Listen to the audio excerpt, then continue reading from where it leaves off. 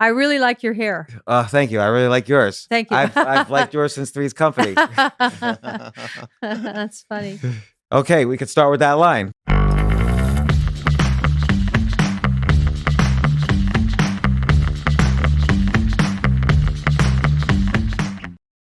So I've got Suzanne Somers here from, I knew you originally, of course, from Three's Company. And then since then, you've done many more, much more important things, including 20. I didn't know you were the author of 27 books. Yeah. So you've written more books than me. So you're the first person I met who's done that. And also, I'm older than you are. Okay, I'm going to catch up. But maybe I'll catch up or maybe not, because your latest book, which we're going to talk about now, is called A New Way to Age, the most cutting edge advances in anti-aging. And people will probably say, well, why did Suzanne Somers wrote that? And I'll answer, and then you can answer, which is you've written a ton of books on health and medicine and holistic medicine and so on. And in this book, you interview, I don't know how many doctors, but like, was it 20 doctors, a dozen doctors? You've interviewed a whole bunch of doctors. Actually didn't count, but a lot. I didn't count either. I should have counted. Yeah. But they were all fascinating. And you're really, and by the way, also I have Dr. Dean Mitchell here. Listeners might remember him from the Dr. Gundry Plant Paradox podcast. But Dean, welcome back. Thanks. I want to be your wingman today because it's a lot of fun being here with you, and of course Suzanne Somers, who I have a lot of admiration for. Well, and he was telling me, Suzanne, how much he liked your book Toxic and Knockout, and so many of your books have been so interesting, and you're a real. Your interview style with the doctors you interview, you're really getting the maximum amount of knowledge from them. And it was so fascinating. You talk about everything from, I don't know, oxytocin to telomeres to CBD to vitamin B. And then I just want to quote one thing. You're dog-eared and everything. Yeah, no, I learned a lot and I had a lot of questions. But the main thing is, I think the subtitle of your book should have been, and this is from page, I believe it was 192. I don't have it written down, but this quote, I think your subtitle should have been infrared sauna makes for better erections. I think that should have been the subtitle of the book. And we'll maybe get to that. Maybe not. We'll see. That's another book. Right. That's the next book. But there's a lot of stuff. You're all funny. over here, from stem cell therapy to testosterone to supplements. So I almost don't know where to begin because there's so much knowledge. What do you do? What do you think is, out of all the people you spoke to, what do you think is the most important ingredients for anti-aging? And by the way, Dr. Mitchell's here to help me just in case I'm an idiot, which I am. I don't know anything. So I'll ask the questions I'm curious about, and then he'll fill in some facts for me and for you and for the listeners. Try. So roll back. What was the question?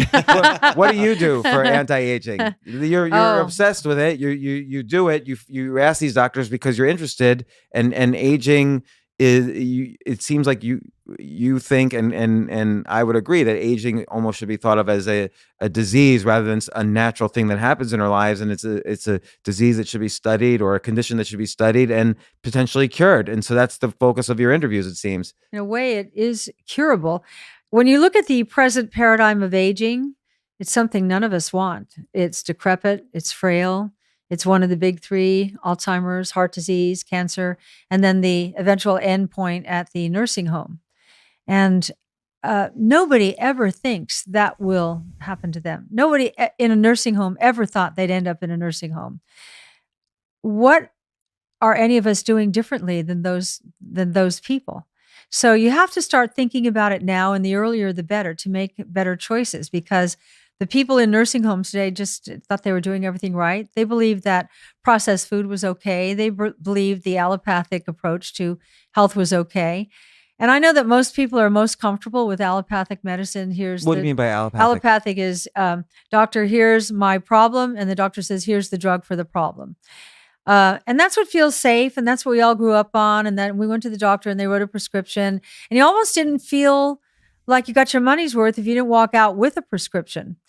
And so that I get, and I'm not trying to tell people not to go that way. But if you're like me and you'd rather go natural first and then only resort to Western medicine if absolutely necessary, then this is the book for you. So the way I approach my health, and the greatest thing that ever happened to me was getting cancer 20 years ago. It's an unusual thing to say that that's the greatest thing. it is an unusual thing, and it wasn't at the moment when you hear those 3 words, but I remember being presented with standard of care. And I remember saying, I can't. The idea of filling my body with chemical poisoning to cure me, I don't get it. And I said, will it cure me? Well, it won't cure you, but it might give you a better chance. I'd hate to sell that product. Here's 18 weeks of chemo, you'll lose your hair and you have a better chance of living, but it's not a cure. Yeah, I'm always curious. And I actually asked this question of my friends. If you have cancer, would you do the chemo? Because it's not so clear what the chances of success are. In many cases, I've seen people die from the chemo, and a lot of cases. Yeah, and it doesn't look very pleasant way to die either. It's very torturous. Yeah, and so I don't know. I mean, well, I know what you did, so tell me your story. I've turned it down several times. I've had a lot of cancer. And I beat it every time, doing it my way, through diet, through detoxification, through pancreatic enzymes. I had cancer 3 times in my 20s. People don't know this, actually. Yeah, I don't know that. Actually, Yeah. What kind of cancer? Severe hyperplasia in my uterus 3 times in my 20s. In my 30s, I had malignant melanoma on my back. In my 40s, I had cancer in my uterus and had it removed. In my 50s, I had breast cancer, a tumor. In my 60s, I had ductal carcinoma in situ. So cancer just likes you. Yeah. Like it's all over. But I'm not afraid of it. I meant to interrupt one thing. She's a warrior. I mean, when you battle all these things, that's what I tell my patients. Like sometimes when they're like, oh my God, this happened to me. I had this cancer, this too. And they battled through it and they've actually overcome it. I said to them, you're a warrior. You deserve that medal. So don't feel like you're, defective in some ways. Well, I actually am this is selfish to say, but I'm nervous that I haven't had anything, because I think the one time I get something, I'm just going to completely collapse and that's it. That's going to be my final. You have great hair. Yeah, well, at least I have that. So in the grave, I'll have an open casket. God's very sneaky. He never gets you what you think's going to get you. It's always something else. I think get hair cancer. I mean, this book, to limit it to cancer, would be doing it a disservice, but we're in that arena. But I think the oncologists are doing their best. They're giving us their best. But that's what they're taught. And I am in a place in my life of, can we be more creative? Maybe it's not that complex. Maybe cancer wants to be fed right and detoxed. A guy that I interviewed for 3 of my books, you may know him, Dr. Nicholas Gonzalez, yes. who I believe was murdered 4 years ago. He was just about to publish a 126 case studies of stage 4 cancer, including pancreatic, of his patients who had been alive on his protocol 10 years or longer. I used his protocol for my for ductal carcinoma in situ. What is it? It's coffee enemas and pancreatic enzymes. Oh, we were just talking Yeah. about And it. that's from Nick Gonzalez. I knew his work. I knew, and I had patients that we shared, that swore by what he did. It was difficult, but people who had. I think chemotherapy is harder. Yes. Yeah, And what's a coffee enema? Okay, so let's start with why pancreatic enzymes. The pancreatic enzymes that he gives you are from porcine. Pigs' enzymes are closest to human. So when you take enzymes with meals, it just digests your food. But you take it away from meals an hour before and after. Like in a supplement form? Yeah, in supplements. And a good deal. If you have cancer, probably 14 to 16 every 5 hours. And so it's a commitment. You got to believe it. Can you buy those in the store, or what's? You buy them from his pharmacy, where he never took a piece. He said, I don't want to make money off my patients. I said, it's okay. Anyway, enzymes eat debris. Cancer is debris. Chemicals are debris. Toxins are debris. So the enzymes go in there and eat up the debris. Hopefully it's eating your cancer. And then, for lack of a more delicate way to describe it, those they're little animals, the enzymes, they poop out the debris, into your bloodstream. And then the coffee enema detoxes the liver and flushes it out. So you're eating it up and flushing it out, and eating it up and flushing it out. How does it know? How does it recognize that the cancer cells are debris? Because isn't part of the idea is that cancer cells fool a lot of other medicines, so that the medicines can't recognize the bad from the good? Perhaps they're smarter, but if there's no food that they're digesting, they just take what's available. They just want whatever is available. And so when I went to Dr. Gonzalez's funeral, and I talked to him 3 hours before he died, and he was fine. This is a God-loving man, country-loving man, doesn't drink, doesn't smoke, eats organic food. He had recently had a checkup. He's perfect health. He took perfect health. How did he die? Took care. His heart exploded. Yeah, they said he had a heart attack, I thought, right? So when I was at the funeral, the wife said to me, the widow, that he had gotten a phone call 2 months earlier from an anonymous caller saying, "You're going to be murdered.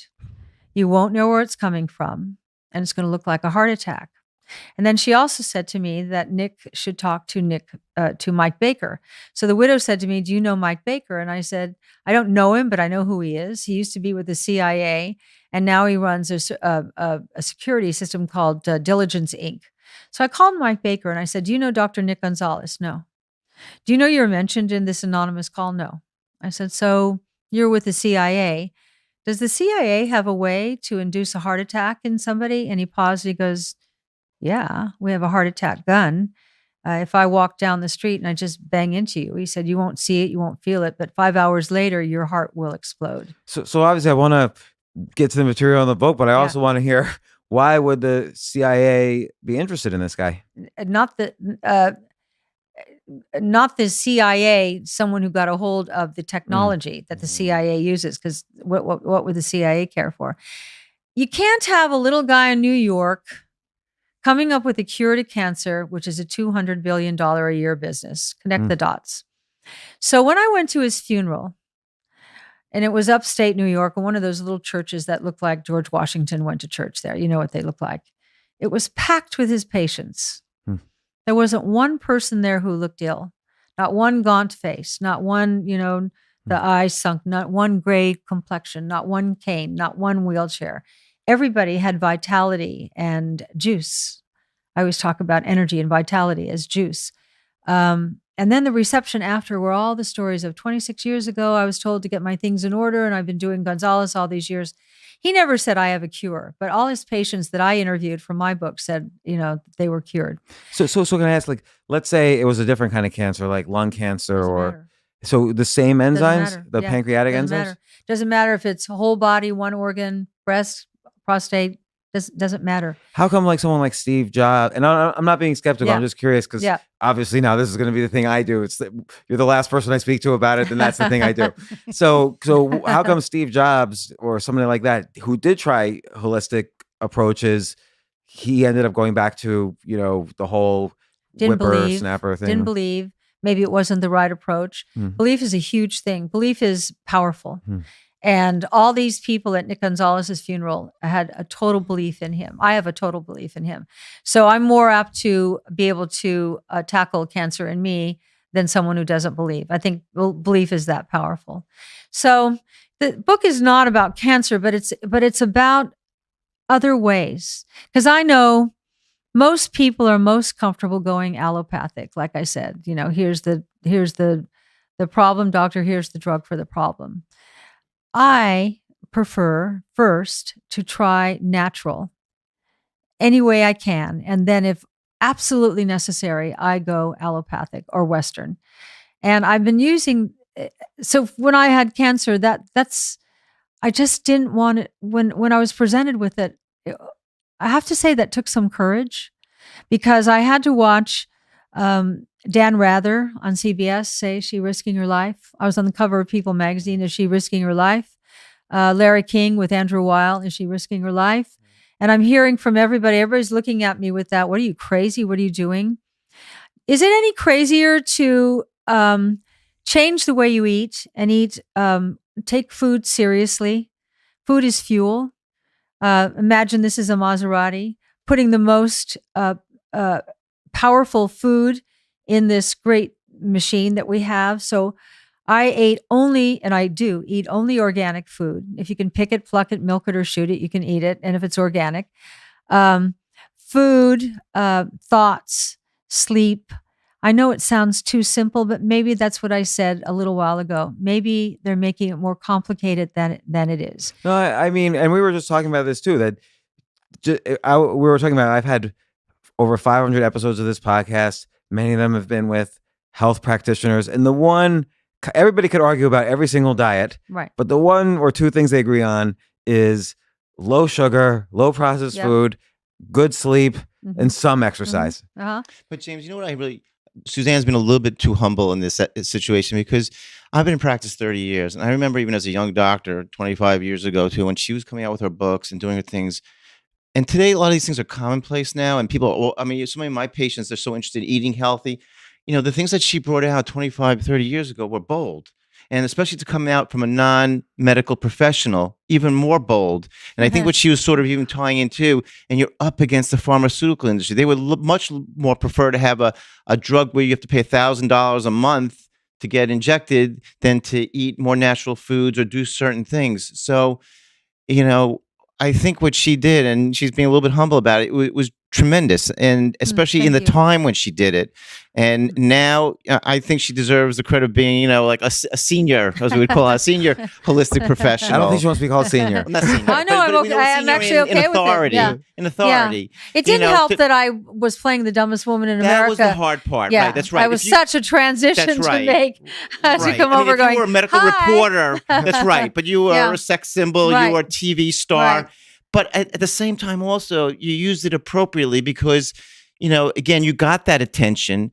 And I think you did it all these years. And I've read your work with a certain kind of reverence too, realizing, you know, you have a big responsibility. You can't give people false hope, and you can't do things that would undermine their relationship with their doctor, which is sometimes all these people have. Or the doctors that I interview. Yes. I think that's, take them very seriously. I think that's key, is that you sort of balance, you know, your background with the fact that you're bringing in the authority of all these doctors who you've worked with, and you're interviewing them, asking them great questions. So they're kind of downloading this information to you. Then you're writing about it in this book, and you talk to so many amazing people. It's clear they're knowledgeable in every aspect. So now, what do you do for aging? Like, now you're keeping your health, you're keeping your juice, you're very energetic, and you know, you talk about everything from, you know, DHEA supplements to telomere lengthening and all these things. What do you do? Well, you know, this year I turned 73, and I thought, no, what's interesting about 73 is I always thought when I was 73, I'd be old. And chronologically, I'm old. But I'm not old. You're sitting here with me. I'm not old. I'm not an old lady. And so what's the difference?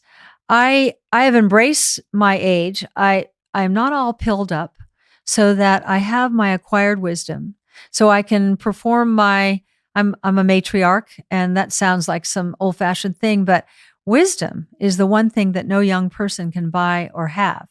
And I just was interviewed by two young women. They're in their 30s. And I said, you're the hope, because you're not stuck in a thought process, because they were both going, I'd rather go natural.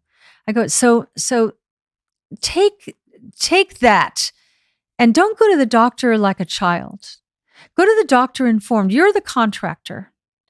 And doctors are professionals that we hire to take care of different parts of our body.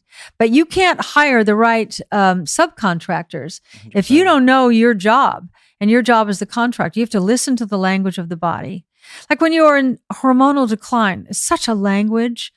It took me 3 years to hear it, because nobody ever mentioned menopause to me, and it was a secret. And when I was a kid, you used to say in whispered voices, my mother's going through the change, I hear. Remember the change? Yeah. It was so shameful, that this natural thing that happened. It's very clear to me that we're here for one reason only, and that's perpetuation of the species. And so everything's working great. Everything's great while we're completely reproductive. So around 40, 45, earlier now because of stress and toxicity, which blunts hormone production. The brain goes, whoa, this person's got lousy eggs. This person's got imbalanced hormones. This person can't make another baby. I got to get rid of this person. I'm giving my brain a personality. Well, I got to get rid That was a good impersonation of the brain. I got to get rid of this person.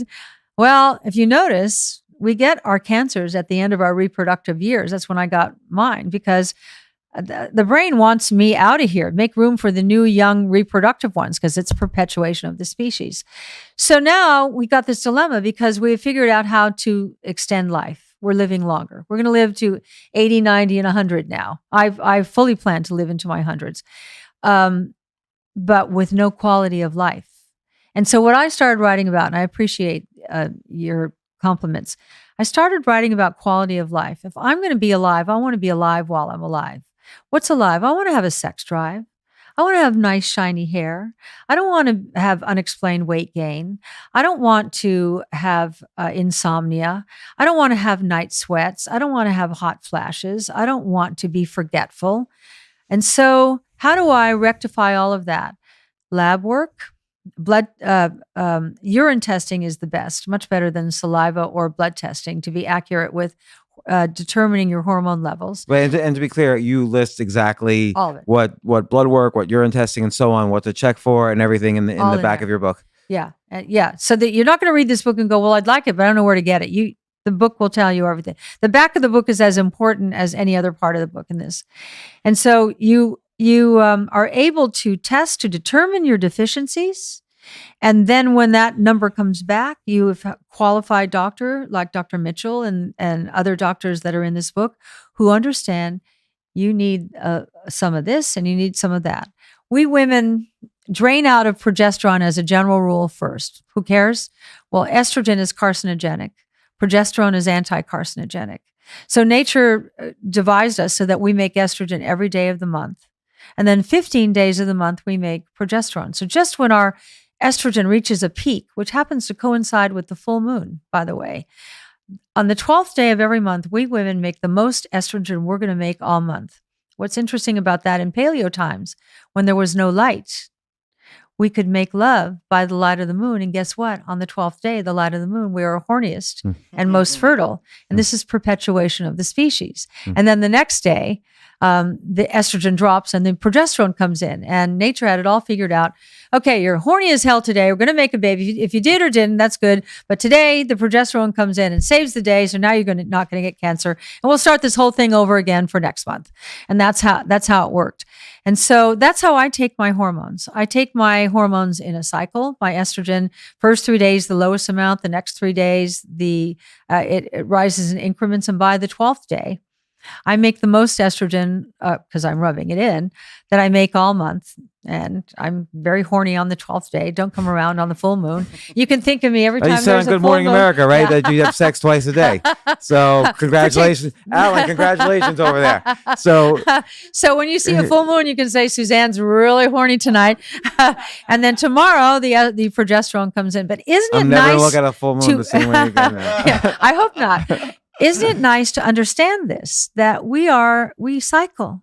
We cycle to the lunar calendar. But let me ask you this. So you say you rub progesterone in.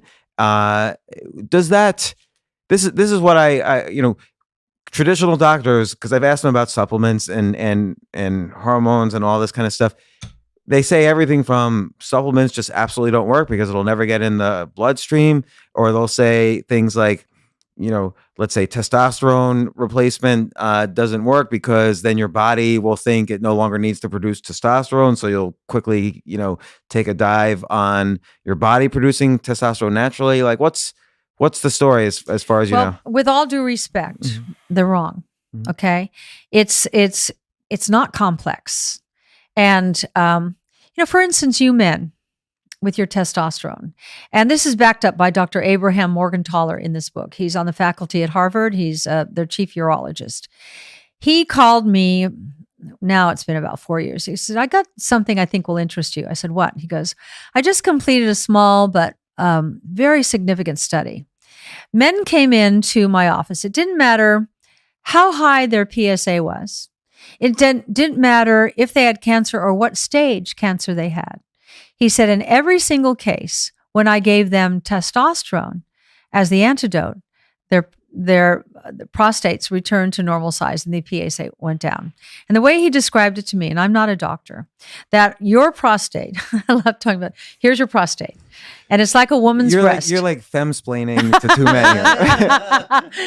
It's just easier. Yeah, this is all about you guys. Yeah. So here's your prostate. And it's like a woman's breast. And you have ducts in your prostate. And in those ducts is where testosterone makes food for the sperm. So when you're young and you're making a full complement of testosterone, guess what? Your prostate's nice and tight and small. But as you age and you start declining in testosterone production, your prostate enlarges, looking for its most essential building block, which is testosterone. But usually by the time it gets to here, in today's medicine with doctors, with all due respect, who don't understand, they rip that prostate out. And now the guy is no longer the guy he was. And now he's on an expensive Lupron shot, which I think is $3,000 a shot, where, as Dr. Morgenthaler in this book is saying, testosterone is the antidote. He gives a beautiful story about a 90-year-old guy who came in and wanted testosterone for this. And so wouldn't you rather try that first before you had your prostate ripped out and see if this worked?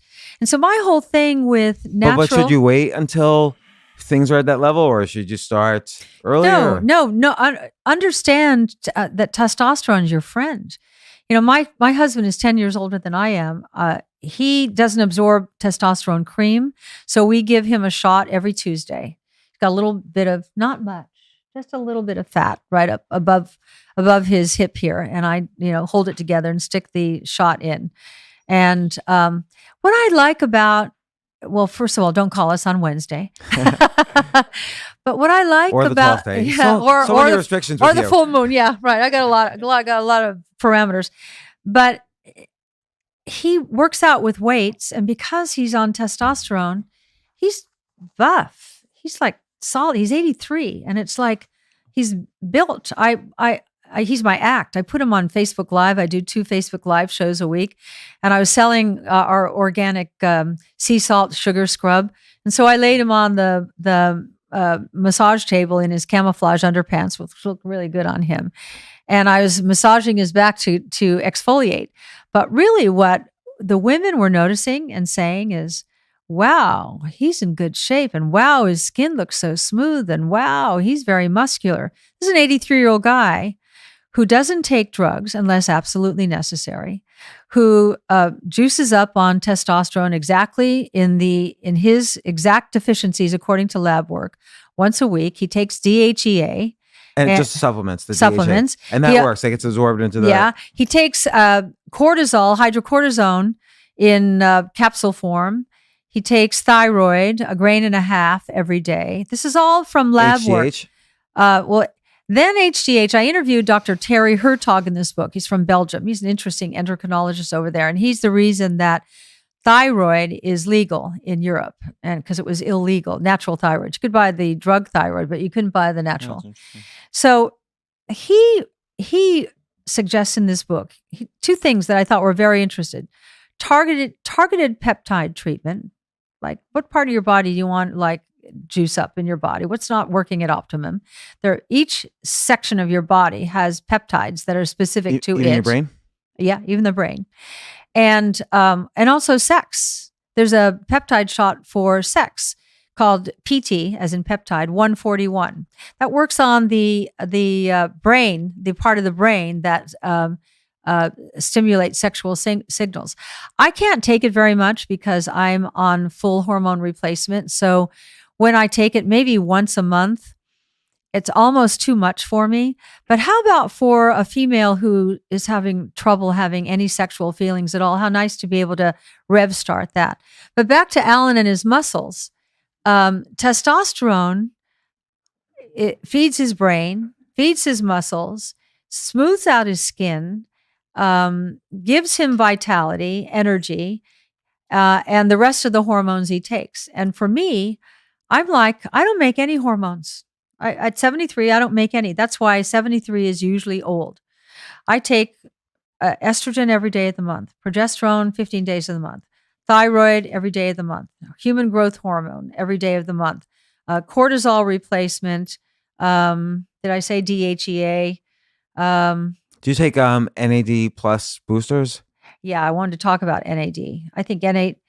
You were saying Dr. Richard Sinclair. No, it was David Sinclair. David at Sinclair. Harvard, yeah. Who said that NAD is the closest thing we found to the fountain of youth. And The yes, immortality molecule, he likes to call it. Yeah. it is. I take it in capsule form every morning and every night. But I have a friend right now who's on the verge of dying. I won't say his name. He's a famous rock and roller. He's real cognitive decline. And if he has a stroke, it's over for him. He's now doing heavy duty NAD 6 to 8 hours a day IV for the next month. IV.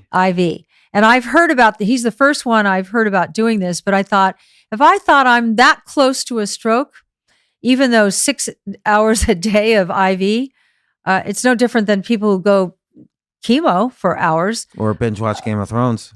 Or Pablo Escobar. That one too. Yeah, I've watched all of them, and El Chapo.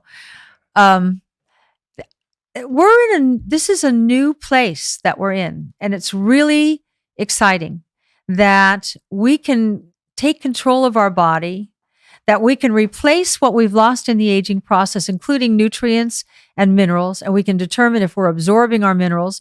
If you've had a lot of drugs in your life, pharmaceutical drugs, you're not absorbing minerals. You know that. That's right. So you have to take them as supplements? Yeah, but you have to be able to absorb them. I write about something called Humic and Folvic. But I like also too, you mentioned a lot of your books, and I think this educates, the public too. And I like to tell my patients this is, I like a lot of type of supplements too in liquid or sublingual form, because this way also you get it right into your system. Because when you swallow things, like sometimes I have patients who come in, they'll see a doctor and they run 50 supplements. And that's a little bit hard on the stomach. And a lot of people, they lose their stomach acid as they get older. See, that's the whole thing too, what Suzanne's pointing out too. It's part of aging. Our hormones go down. Our ability to digest supplements, even our food, goes down. So there are ways that we can do to enhance that. And Suzanne, you mentioned so many different, minerals and vitamins that are important. How do we kind of figure out how to balance out which ones to take, and how do we take them in liquid, supplement, IV, and I guess with the blood test, we sort of determine what we're deficient in, right? But then how do you determine how to take them? Taking 50 supplements a day is gaggy. I do, because I'm on the far end, and but if I only took one supplement, ask me one supplement, I would take a probiotic every morning and every night for the rest of my life. Yeah. Everybody's got something wrong with their gut. Everybody. Yeah. If you've ever talk about the gut microbiome here, and that's the recommendation. If you've ever had an antibiotic, anti takes away, you need probiotic. And I was in the hospital 10 years ago, and I was on IV antibiotics for 6 days, 24 hours a day, for an infection I did not have. Just because you're in the hospital doesn't mean you're getting, the best advice. My gut was never the same again. I didn't know 10 years ago about probiotics. Why didn't the doctors know? They don't. It's in medical school. You learn everything you know, Dr. Mitchell, is because you learned it outside of the box. Because they're not teaching doctors these basic things. Anti takes away, pro puts back. Yeah, why don't they teach you about probiotics? Because every woman I know knows to take probiotics. I know. Men don't seem to. She makes a great point. But again, see, that's again too where she took a lot of heat over the years, where it had to come from, unfortunately, forces outside of conventional medicine to say, take a look at this. And something Suzanne said earlier too, I think it's so important, like in her books, and that when people read, I like when a patient comes to me and said, I've read all about this. That doesn't intimidate me. That's like, okay, we're going to have a good discussion now. And I'm going to now try to guide you from my experience of treating maybe 1,000 patients who've been on antibiotics, who we need to use a probiotic or rebalance your microbiome. So I think it's important too, this work that she's putting out there, and that hopefully the public and patients find practitioners who are going to work with them. Because I think also to do it alone yourself, I mean, you're very bright and you've had access to a lot of tremendous people. It's very tough. That's why this book will give you the confidence to ask the right questions. And you hit the whole spectrum of this book. Like I was just looking at some of my notes, like you talk about stem cell therapy, which, but I also want to ask about, you mentioned the vegan diet. And I thought this was an interesting quote. You've never heard of a single centenarian, someone who lives over 100 years old who was vegan or vegetarian? Well, 3 different scientists now have said to me, vegans don't live as long. And because meat has all the amino acids. That's right. When And you the look iron. at someone who looks really good and the tightness of their skin, that's their amino acids. And Steve, are you listening? This is just a temporary phase he's going through. we've villainized meat, but our bodies were designed for it. So it's just the quality of the meat, organic, Right. grass fed is the key thing. There's one other thing that happens. I know you're going to another question, but I just wanted to say, as we age, we lose hydrochloric acid and digestive enzymes. Why do you care? Well, if you're not making sufficient hydrochloric acid in your stomach, you can't digest your food. So you can be eating the highest quality food available and you can end up malnourished. And then you're not making sufficient digestive enzymes to grind it all up. I had radiation when I had cancer 20 years ago, a decision I would not make today, and I didn't want to make it then, and I got talked into it. I'll never get talked into anything ever again because they immediately, after you have radiation, and then you have all these terrible reflux and terrible stomach issues and everything, and then they give you Nexium or Prevacid or something like that, and then you feel terrible because you're on these drugs. It turns out that radiation depletes your body's ability to make hydrochloric acid for life. Mm-hmm. That's an important thing to say to someone. I didn't even know that. Isn't that I know, interesting? because I know it goes down with people. I see so many patients, as you mentioned in some of your books, with Candid or yeast overgrowth because they've been on prolonged courses of antibiotics or acid blockers. I mean, again, every commercial you watch is Nexium, Protonix. I mean, nothing, and Look how it's many commercials there are that Oh, shows you how boy. prevalent this it is. is. People, and But- now it's over the counter. Yeah. So nobody even you could just do it on your own forever. And hydrochloric acid is just something that diminishes with aging. Yeah. It's another one of the things that declines. You got to put back in. Mhm. So because I've had radiation, every meal I eat, I take 6 capsules of hydrochloric acid. That's a lot, but I make none. Mhm. So here's look at what I do to remain vital and juicy and all the things that I want to be. I completely replace all the hormones that I don't make anymore, all of them. I completely replace the hydrochloric acid my stomach doesn't make. I completely replace the digestive enzymes that my body doesn't make. I take fish oil. I take I take so many things. I'm looking at my cabinet. What's right the now. NAD booster you take? I Life Extension NAD booster. I really enjoyed writing about that. The other thing is senolytics. And senolytics, which I'd never heard of before I wrote this book. As we get older, our cells fill with cellular debris. That's why that ages us. It makes us sluggish. It makes us slow down. The cells aren't working. You're 40 trillion cells, so your cells aren't working at optimum. Senolytic activator, which is about $8 a month, and you take it once a week, cleans out cellular debris. If you take senolytic activator, and I tell you where to get it in the book, I don't sell it. I wish I did. And NAD, which repairs DNA breaks. Here you have the thing that what we are, which is cells, starting to rejuvenate and heal and come back to optimal life. And that's going to give you longer life, quality of life, and extended life.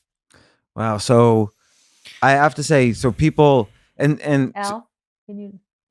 no, it's Steve's fault. It's Steve's fault. It's Okay. Trust me, it's Okay. Steve's fault. Unless Alan's the same as Steve, it's They're the Steve's same. fault. Are they the same? Okay. So Suzanne, you're killing me because I got to catch a train, Oh, and I want to talk for the next 2 hours with you. let's do it again. But yeah, we have to do it again I think because I think this we're is really 1/20th the way through. one really important for people to know that there's another way. Yes. Not that you have to do it this way, but that they're only convinced there's one way, the allopathic way that we've all been doing, and we're over here going, or this, and you might look into it and you might feel better. Maybe you won't. I do. I like the way I'm aging. I thought when I was 73 I'd be old. I'm not old. I'm not old. You and I see Alan here who Very looks like vibrant. you guys are like Yeah. 30-year-olds, and You have more energy than me. I'm the one I fall asleep in the middle of the day. But I'm again, not trying to be young. I don't care about that. I want my insides to be young, and that manifests on the outside. And I love that I've got a whole other chapter, and probably more after that. And I want women and men to know it ain't over. And again, this book contains so much information, not only from your own experiences, but from these great interviews you do with innumerable doctors. We can't countless number of doctors. I never counted them. We haven't counted them. But you talk about everything from, there's chapters about testosterone, the hormone system, you talk about toxicity and how the environments we're in are often toxic and what to do about that. You talk about the gut. You talk about NAD boosters and senolytics and telomeres, and we didn't get to cannabis and other energy medicines, but fortunately people can buy your book, A New Way to Age, and get all this. And I'm going to hold you to it that at some point we're going to do a part 2 of this, because I've got selfishly 50 or 60 more questions to ask. So could we do another one? I'd really like that. It's up to you. Yeah, no. All right, good. And I'm sorry I have to train I'm coming in back half hour. in the spring, or we could always do this by phone. I'd like to. Yeah, I'd like to do it in person. So when you're back in a few months, we'll do it. And thank you so much. I've been obviously a fan for a long time, and now I'm a fan from this book as well. I'm super inspired, and I encourage people to read this. We didn't get to everything I wanted. We will get to it. But let's at least pay attention to what you said here and read the book. And thank you once again for coming on the podcast. Thank you. And great hair. Thank you. You too.